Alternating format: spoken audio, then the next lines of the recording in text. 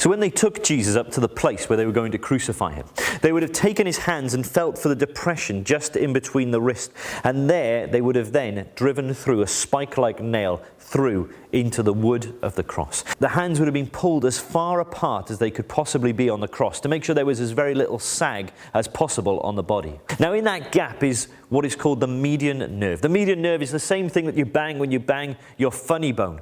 And if you imagine the kind of pain you have when you bang your funny bone, it would have been just the same, but even worse for Jesus. Imagine taking a pliers and twisting that again and again and again. The kind of pain you would get there. They would then have gone to the feet and found a gap in between the bones just the same. And there in that gap is where runs the plantar nerve. And it would have just been through there that they would have driven the spike-like nail into place.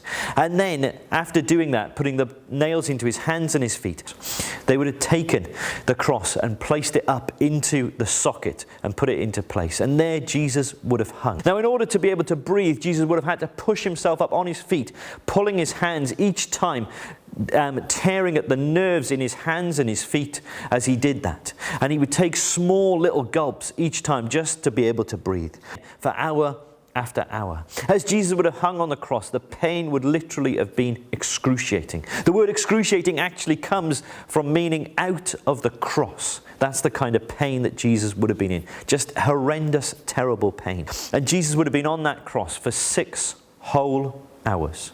A medical doctor has actually been quoted as saying that as it was almost over towards the end, the compressed heart would have been struggling to pump thick, heavy blood around the body, and the tortured lungs making a tragic effort to take short little gasps just towards the end.